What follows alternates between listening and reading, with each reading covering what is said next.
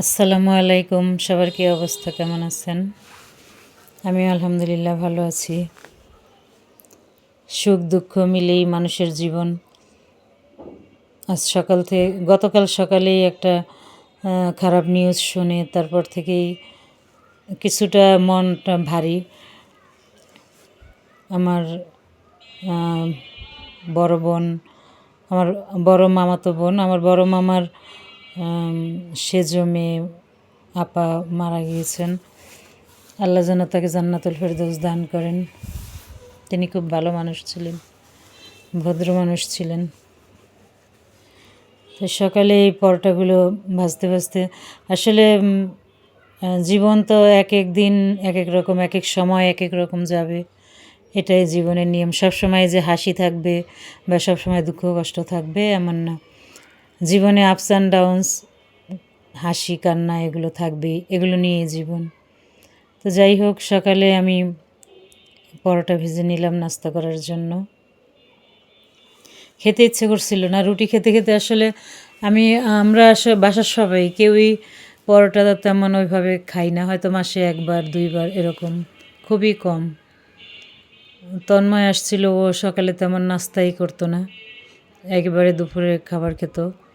আর আমরা সকালে রুটি খাই, সবসময়ই আমরা রুটি ভাজি চা ডিম এই ধরনের নাস্তাই বেশিরভাগ হয়। তো আজকে একটু ভাবলাম পরোটা খাই, দেখি ভালো লাগে কিনা। মুড ট্রান্সফার করার জন্য, মুডকে ভালো করার জন্য অনেক সময় খাবারের ভূমিকা অনেক গুরুত্বপূর্ণ। যখন মন খারাপ থাকবে তখন ভালো কিছু, আপনার মনে যে ধরনের খাবার খেতে চায় সেটা খাবারের চেষ্টা করবেন, তাহলে হয়তো মন কিছুটা হলেও ফ্রেশ হবে। এটা আর কি আমার অভিব্যক্তি, আমি মাঝে মাঝে এটাই করি। তো তার ধারাবাহিকতায় আমি পরোটা বানিয়েছি, আর এই ডিম পোস্ট করে এভাবে একটু হালকা এখানে বেশ কালার দেখা যাচ্ছে। আসলে আমি একটু সরিষার তেল দিয়ে ডিম পোস্ট করে তারপর পেঁয়াজ দিয়ে এভাবে করেছি। এটা অবশ্য খালি খাবো, পরোটা দিয়ে না। তো দুধ চাও করেছি পরোটা দিয়ে, সেগুলো খেলাম। এরপরে দুপুরে হালকা রান্না করেছি। দুপুরে লাল শাক ভাজি করেছি আর ইলিশ মাছ ভাজি করেছি। এরপরে হলো বিকেলের এই চাটা আসরের নামাজ পরে খেয়েছি। কেন যেন হঠাৎ করে মনে হয়েছে যে এখানে আর এক কাপ চা হলে ভালো হতো আমার বাবাটার জন্য।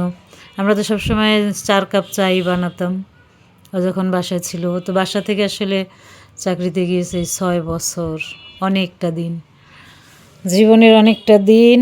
সে মাত্র কতদিন রইল আমাদের সাথে? 18 বছর, হিসাব করলে খুবই অল্প দিন। তো যাই হোক, মনটা একটু চাটা নিয়েও মন ভারাক্রান্ত লেগেছে।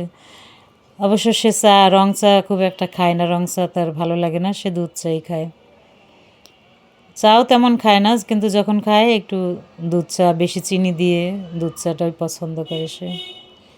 তো এইভাবে আমরা বেশ সময় নিয়ে আয়েশ করে 3জন মিলে বিছানায় বসেই চা খেলাম, মুড়ি খেলাম, বাকরখানি খেলো কেউ। সবারই মনটা আসলে অত ভালো না, সবারই মনটা একটু কেমন কেমন। তো হালকা চা খেয়ে নামাজ পড়লাম। আসরের নামাজ পড়ে আর কি চাটা খেয়েছি আমরা। এরপর বিছানায় বসে বসেই 3জন মিলে গল্প করলাম। তারপরে মাগরিবের নামাজ পড়ে ভাবলাম একটু বাহির থেকে হেঁটে আসি। বাসায় থাকতে থাকতেও একটু কেমন যেন গোমট ভাব হয়ে যায়। তো পরে বাইরে গিয়ে বাসার পাশে আমাদের এখানে একটা চটপটির দোকান আছে ফুচকার। ওদের ফুচকাগুলি আমার খুব ভালো লাগে। আমি ঢাকা শহরে যত জায়গায় ফুচকা খেয়েছি ওদের ফুচকাটা বেস্ট। বিশেষ করে ওদের এই টকটা খুবই ভালো লাগে। টক মিষ্টি টক এটা, কিন্তু ওদের ওই ফুচকার খেতে খুবই স্বাদ।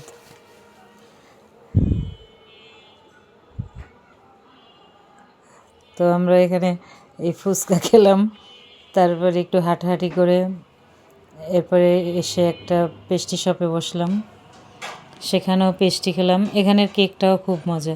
এর আগেও এই পেস্ট্রি শপটা আমাদের বাসার পাশেই, এখানে আরও আমরা বেশ কয়েকদিন এসেছিলাম। পরিবেশটাও ভালো, এখানে শান্ত নিরিবিলি থাকে, আর ওদের খাবার খুব টাটকা, ওরা খুব ভালো খাবার সার্ভ করে, টাটকা খাবার সার্ভ করে। এই কেকটাও খুব মজার ছিল। আমরা 1 পিস কেকই নিলাম, বেশি নিইনি, কারণ বুঝতেই তো পারছেন যে অবস্থা সবার। তো যাই হোক, শুধু নিজেদেরকে বিনোদিত করার জন্য, নিজের মনকে প্রফুল্ল করার জন্যই আমাদের এই চেষ্টা। সেটা টক মিষ্টি খেয়ে আরেকজন অলসতা ঝাড়ছে সোফায় বসে। তো যাই হোক, আমাদের কেক খাওয়া শেষ। এরপর আমরা ওখান থেকে বেরিয়ে এলাম। এখানে কিছু ক্যাপসিকাম আমরা নিয়েছি সবুজ ক্যাপসিকাম, লালটাও, তারপরে আবার এই যে গ্রিন চিলি, যেটা একটু বড় মরিচের মতো, এটাও নিয়েছি। আর এই বিটরুটটাও নিয়েছি। বিটরুটটা বেশি ভালো না, এখানে ছোট ছোট। তারপরে অল্প অল্প নিলাম হাতের কাছে পেয়ে।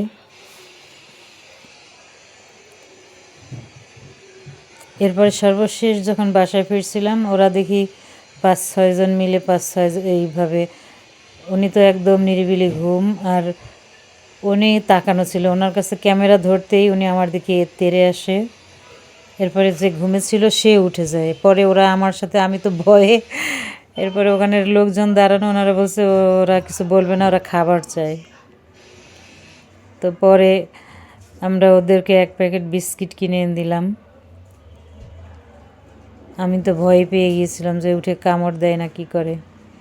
আর উনি একদম গভীর ঘুমেছিলেন, কিন্তু লাইটের জন্য মনে হয় ঘুম থেকে উঠে গিয়েছেন। এরপরে ওনারা সবাই উঠে আমার পিছু পিছু আসলেন। এরপর আমি দোকান থেকে 1 প্যাকেট এনার্জি প্লাস বিস্কিট ওনাদেরকে খেতে দিলাম। তারপর আমি চলে আসলাম।